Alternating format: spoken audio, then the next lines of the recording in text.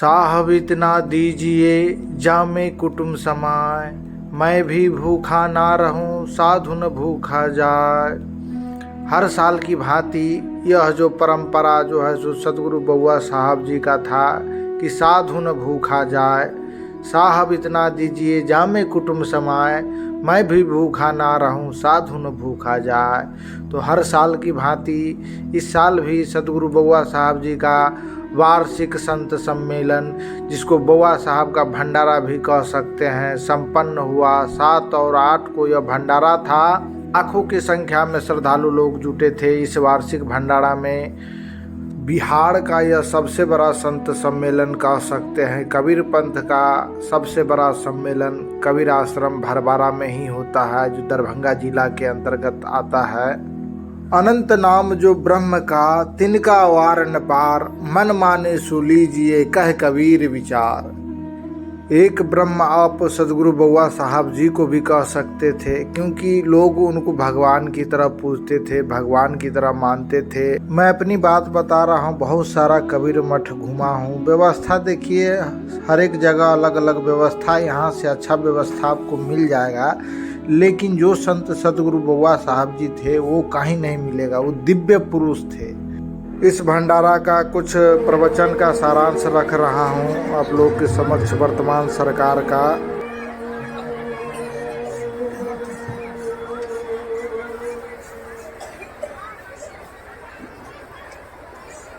नमो नमो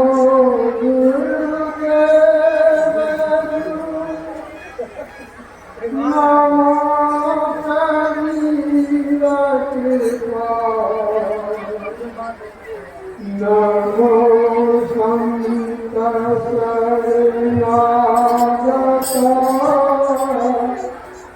पाप ताप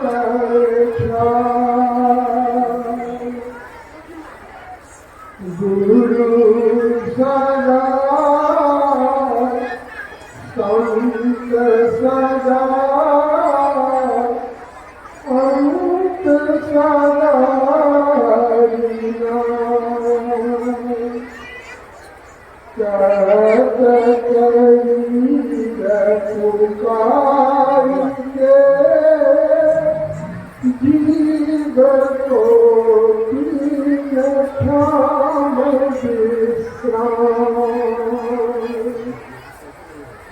परम पूज्य प्रातः स्मरणीय सद्गुरुदेव सत्संग में उपस्थित समवेती सम आदरणीय बुद्धिजीवी वर्ग, महात्मागण एवं धर्म अनुयायी सत्संग प्रेमियों, भाइयों बहनों, आपके सामने कबीर की एक साथी को रखा।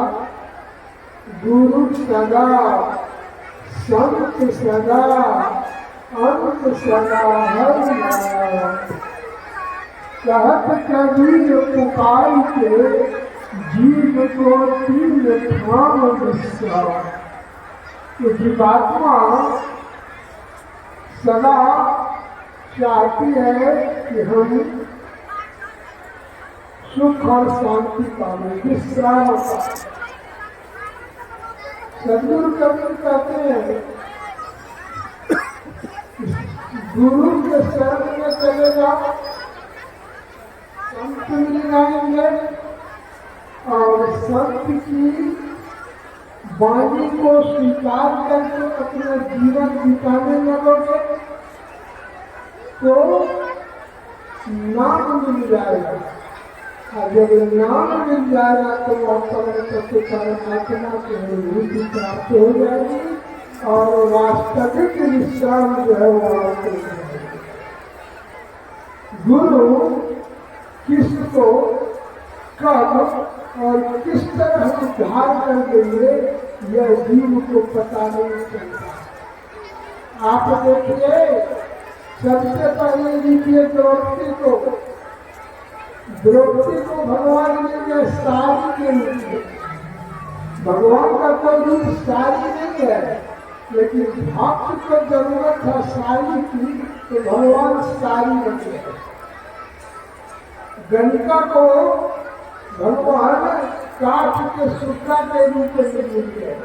काठ का सूखा कोई भगवान का रूप नहीं है, लेकिन भक्त के लिए काठ का सूखा बन गया। ध्रुव को पिता के रूप में खोज था कि प्रभु परमात्मा हमें पिता के रूप में मिले, तो भगवान को पिता के रूप में बंद करके ध्रुव को उद्धार करना था। नारद जी, जिनको आप कहते हैं ज्ञानी थे लेकिन गुरु नहीं किए थे, तो वह परम तत्व परमात्मा के निकटवर्ती नहीं बन पाए थे। और भगवान नारद जी को मल्लाह के रूप में मिलकर के पुनः उनका उद्धार करते। तो भगवान जीव को किस रूप में कब और कैसे उद्धार करेंगे ये जीव को पता नहीं चलता। आज ऐसे ही एक जीव है, जीवात्मा है, जिसको भगवान चोर के रूप में आकर के उद्धार करते हैं। एक छोटी सी कथा याद आ गई। एक राजा, वो बुढ़ापा में एक पुत्री हुआ, और वह पुत्री बचपन से ही वैराग्य स्वभाव की थी, इसलिए राजा उसका नाम रख दिया वैराग्यवती। जब वह कुछ सियानी हुई तो राजा को भय सताने लगा कि इसका जैसा स्वभाव है कहीं ना घर द्वार छोड़ के कहीं चला न जाए। तो एक दिन वैराग्यवती को बुलाया, कहा बेटी तुमको जो करना हो करो, जितना साधु भंडारा करना हो करो, जितना सत्संग करना हो करो, जितना संत की सेवा करने की इच्छा है करो, लेकिन कहीं बाहर मत जाओ। और इसके लिए तुझे एक सुंदर सा बगीचा में एक महल बना देता हूँ, उसी में रहकर तुम साधु सेवा करना, सत्संग करना, भंडारा करना। बेटी का ठीक है पिताजी, आपकी बात में मान लिया। और एक सुंदर सा मकान बना दिया राजा, और सुंदर सा बगीचा लगा दिया। उसी में वैराग्यवती रहने लगी और वही साधु सेवा करना शुरू कर दी। एक दिन एक संत आए और वैराग्यवती से कहते हैं, वैराग्यवती तुम सत्संग तो करती है, साधु की सेवा भी करती है, भंडारा भी करती है, क्या है? कहा सरकार गुरु तो नहीं किया है। कहा गुरु नहीं किया है तो तुम्हारा उद्धार नहीं होगा। उद्धार के लिए गुरु करना आवश्यक है। उसके मन में यह बैठ गया कि जब तक गुरु नहीं करेंगे तब तक उद्धार होगा। वह प्रत्येक दिन रात में जब सोने जाती थी तो बैठ जाती थी और दोनों हाथ जोड़ के एक ही बात, एक ही प्रार्थना करती थी कि हे भगवान मुझे गुरु मिला दे, हे भगवान मुझे गुरु मिला दे, हे भगवान मुझे गुरु मिला दे। यही रट लगाती थी। भगवान प्रार्थना करते थे किसी तो भगवान से, हे भगवान मुझे गुरु मिला दे। भगवान सोचते हैं इसकी आकर्षी इच्छा है कि हमको गुरु मिले, और गुरु कहते अपने नहीं खोज रही है, कहते हे भगवान मुझे मिला। भगवान सोचते हैं किसको गुरु के लिए इसको दे, स्वयं ही इसका गुरु बन जाता हूँ। जैसे नारद को भगवान विष्णु महाराज के रूप में स्वयं आकर के दर्शन दिया था और गुरु मिले थे। भगवान आते हैं और सोचते हैं कि वैराग्यवती का जो मोह है इस सुंदर सा मकान पर, इस सुंदर सा बगीचा पर, धन पर, सुंदर सुंदर जेवर पर, सुंदर सुंदर वस्त्र पर, जब तक इस पर इसका मोह रहेगा तब तक इसका ध्यान इस प्रभु परमात्मा की तरफ नहीं होगा, इसलिए चोर बन गया। लेकिन जब चोरी करने के लिए महल के पास पहुंचते हैं तो देखते हैं कि बैरागवती दोनों हाथ जोड़ के बैठी हुई है, कहते हैं भगवान ने मुझे गुरु दिया। कोई चोर आवे और घर का मालिक इतना भी कमजोर हो और जगा हुआ हो तो उस घर में चोरी नहीं कर सकता। तो देखा कि तो जगी हुई और कह रही है भगवान मुझे गुरु दिला दो। भगवान सोचते हैं कि चोरी करने की जरूरत ही नहीं, इसको गुरु के रूप में प्रकट हो जाता हूँ। भाई केस बढ़ा लिए और पहुंच गए नारायण हरि करते हुए बैरागवती के पास। बैरागवती बड़ा खुश हो जाती है कि आज भगवान कृपा कर दिए, संत आ गए मेरे द्वार पर। बंदगी करती है, चरण पखारती है और भोजन का आज्ञा मांगती है। तो कहते हैं भगवान जो आए थे वहां साधु के रूप अपन गया है। कहते हैं गुरुदेव, अरे भगवान मुझे भोजन का आज्ञा दीजिए। कहा बेटी भोजन करने की इच्छा नहीं है, एक गिलास पानी पिला दो। जब पानी लेके जाती है तो कहते हैं कि बेटी तू गुरु किया है और गुरु जो नहीं किया है महाराज, तो मैं तुम्हारे हाथ का पानी नहीं पीऊंगा। बैराग्यवती सोचती है कि कितने वर्षों के बाद तो ये भगवान संत आए और मेरे द्वार से बिना पानी पिए चले जाएंगे तो हमारा जीवन तो बेकार हो जाएगा। कहीं सरकार आप ही तो संत है, आप ही गुरु बन जाइए।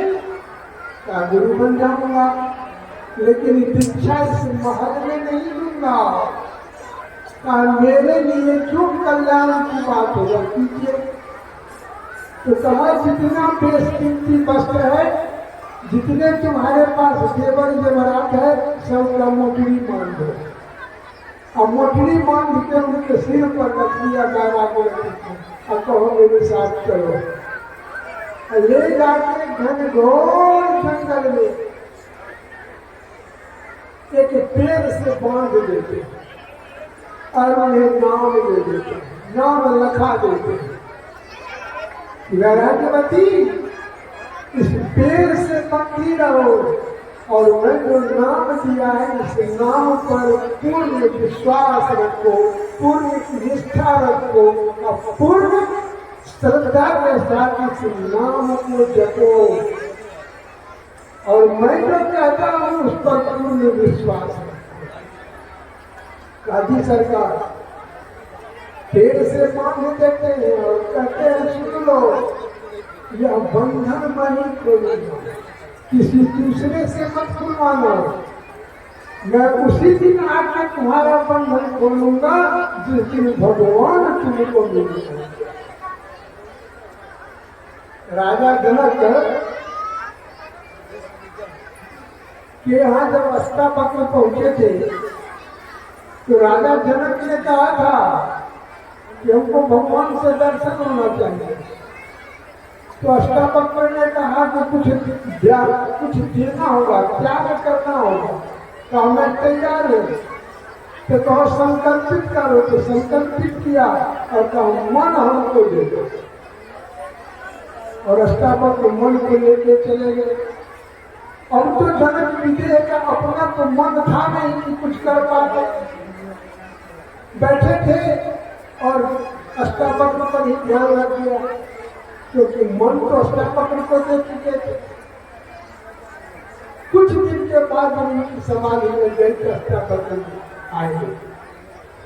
जनक विजय, जनक तुम्हारा मन अब केंद्रित हो गया।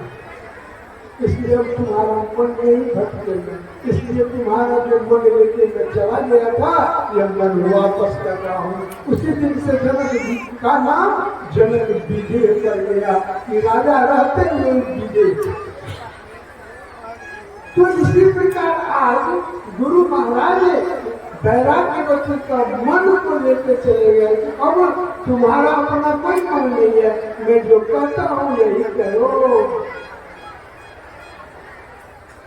चले गए, उसका जेवर जबरा चले गए, कपड़ा उपड़ा सब लेके चले गए कि कहीं यह रहेगा कि इसके वो रहेगा, भगवान में ध्यान इसका लगेगा नहीं, गुरु पर इसका श्रद्धा विश्वास निष्ठा होगा नहीं, इसलिए वहां से चले गए सब कुछ लेकर के और पेड़ से बांध करके नाम रखा दिए और कह दिए कि अब बंधन मैं ही खोलूंगा, किसी दूसरे से खुलवाना मत। 2-4 दिन के बाद राजा जब पहुंचे कि जाता हूँ जरा बेटी से आज भेंट करने, तो देखते हैं कि केवाड़ी खुली हुई है, खिड़की खुली हुई है, लेकिन वैराग्यवती नदारत है, वैराग्यवती नहीं है। सिपाही से कहा खोजो वैराग्यवती कहाँ चली गई। खोजते खोजते सिपाही को मिल गया, तो कहा सरकार वैराग्यवती तो अमुक जंगल में पेड़ से बंधी हुई है और आंख बंद की हुई है, क्या कर रही है पता नहीं चलता, लेकिन पेड़ से बंधी हुई है। पहुंचते हैं राजा और देखते हैं बेटी के पेड़ से बंधी हुई है, आंख बंद किए हुए है। कहता जोर से कहते हैं बेटी, उसकी नींद खुल जाती है, गिर जाती है। कहते हैं पिताजी, अरे तुम्हारा ये दशा किसने कर दिया। कहा पिताजी मेरे गुरु लेके आए। कहा वैराग्यवती गुरु को ही ऐसा काम किया है, वह क्यों रहा होगा, तुम्हारा सब कुछ लेके चौपट हो गया और इस पेड़ से बांध दिया है, तो गुरु ऐसा नहीं कर सकता। कहा नहीं पिताजी, तो चोर नहीं थे, मेरे गुरु थे, मेरे गुरु थे, और उस गुरु की कृपा है कि आज आप अपने सिंहासन छोड़ के हमको खोजने के लिए जंगल जंगल भटक रहे। पिताजी कितना भी प्रयास किए लेकिन उससे बंधन नहीं खुल पाया। 7 दिन हो गया, न एक बूंद पानी मुंह में रखी, न एक दाना मुंह में रखी। भगवान का आसन जोड़ने लगा। भगवान सोचते हैं कि अब क्या करें, नारद को बुलाते हैं, कहते नारद वैराग्यवती का जाकर के ये ध्यान करो और उसका बंधन काटो। नारद जी पहुंचते कहते बेटी लो मैं तुम्हारा बंधन खोल देता हूँ। कहा नहीं सरकार, ये बंधन तो मेरे गुरु बांध के गए हैं और गुरु ने कहा है कि ये बंधन मैं ही खोलूंगा, इसलिए मैं किसी दूसरे से खुलवा नहीं सकता। नारद जी कहते हैं कि बेटी यह गुरु का काम नहीं, यह तो चोर का काम है, तुझे बांध दिया और सब कुछ लेके चला गया। कहा नहीं सरकार, मेरे गुरु थे, आपके ऐसा ज्ञानी संत जिसको दर्शन के लिए लोग जन्म जन्म ललायित रहते हैं, वह संत आज इस जंगल में आके हमको दर्शन दिए। गुरु नहीं थे तो चोर थे, उन्हीं की कृपा है कि अब जंगल में आके हमको दर्शन दिए।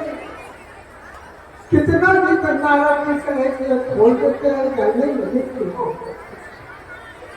नारद जी चले गए भगवान से कहे भगवान आपको खुद करना होगा, किसी से बंधन नहीं तोड़ना सकता। भगवान पहुंच गए अपने, कहे लाओ वैराग्यवती तुम्हारा बंधन खोलता हूँ। कहा नहीं सरकार, आप भगवान है तो है, लेकिन हमारे गुरु ने कहा कि यह बंधन मैं खुलवाऊंगा, इसलिए मैं आपसे बंधन नहीं करवा सकता। भगवान कहते हैं वैराग्यवती वो छोड़ रहा है, गुरु ने ये काम किया है। और नारद जी भगवान के निकट खड़े मुस्कुरा रहे हैं कि आज भगवान को भी पड़वा पड़ रहा है भगत से। वे कहते हैं लाओ हम बंधन खुलाते हैं, वो कहती है कि आप बंधन नहीं खोलेंगे। भगवान कहते हैं नारद इस चोर को पकड़ के लाओ। नारद भी पूछते हैं कि अपने चोर को अपने यहाँ खड़े हैं, कहाँ किस चोर को पकड़ने जाए? तो कहते हैं कि जान जाएगा कजरा पजरा में कहीं पर शेर मारता होगा, पकड़ के लाना। नारद की समझ में भगवान जी को भी धारण कर दिए, यहाँ भगवान बने हुए हैं और वहाँ पर शेर खोल करके चोरी रखा। कहे चलिए आपको भगवान बुलाए, कहा हम चोर को भगवान बुलाएंगे, हमको कर दिया क्या? हम कुछ नहीं जानते चोर। जब वहाँ आते हैं चोर महाराज तो भगवान कहते इसका बंधन खोलो, बंधन खोल देता है। और एक बार बैरागवती चोर रूपी ब्राह्मण पर गिर जाती है चरण पर। सभी कबीर ने कहा है गुरु गोविंद को खड़े काके लागू पाओ, अब बलिहारी गुरुदेव का जिन गोविंद दियो रखा। जब झट पर गिर जाते हैं भगवान खिसक के खड़े हैं और बैरागवती गुरु के चरण पर पड़ी हुई है। गुरु महाराज उठाते हैं और भगवान से परिचय कराते हैं कि तो भगवान के चरण पर गिरो। संत कबीर ने आगे कहा ज्ञान प्रकाशी गुरु मिला सोचत बिसर जाओ, और जब गोविंद कृपा करे तब गुरु मिल आए। जब तक भगवान की कृपा नहीं होती है, जब तक संत का दर्शन नहीं होता है, गुरु नहीं मिलते। वही तुलसी गोस्वामी तुलसीदास ने कहा बिनुहारी कृपा मिले नहीं संता। जब तक भगवान की कृपा नहीं होगी तब तक संत से आपका दर्शन नहीं होगा।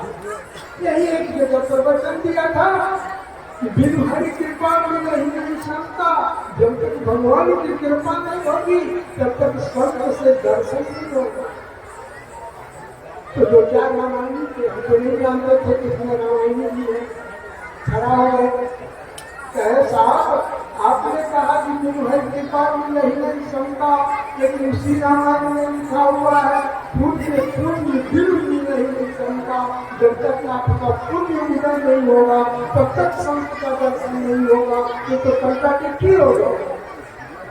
कहने से हमने कहने चलता दोनों स्थिति में संत से दर्शन होगा। जब जीव का किया गया कर्म का पुण्य जब जगता है तो उसकी इच्छा बनती है कि मैं संत से दर्शन करूं। इसी भंडारा में बहुत सारे लोग तैयार हुए हैं जाने के, तो किसी के मन में हो गया तू चौक आकर में गाछी में सोना पड़ता है कौन जाए, खेत में खाना पड़ता है कौन जाए। मतलब उसके पुण्य पुण्य नहीं जगा।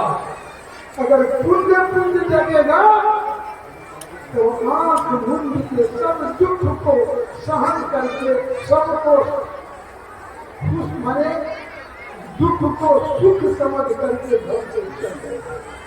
पर यहाँ पर संत का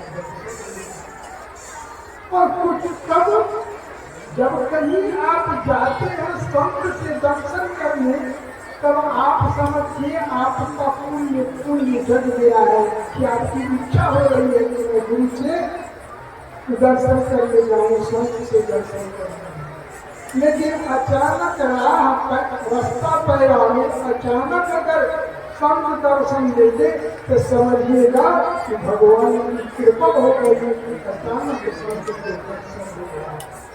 और जिनमें ये दोनों गुण हो गया उसका तो कुछ कहना ही नहीं। तो इतना ही करके मैं गौरी को विराम देता हूँ कि गुरु कीजिए और जब गुरु कर लीजिए तो उस पर अविश्वास नहीं कीजिए, पूर्ण विश्वास कीजिए, पूर्ण निष्ठा के साथ अपने जीवन के साथ बिताइए। पूर्ण श्रद्धा रखिए, सभी जीव का उद्धार हो सकता है।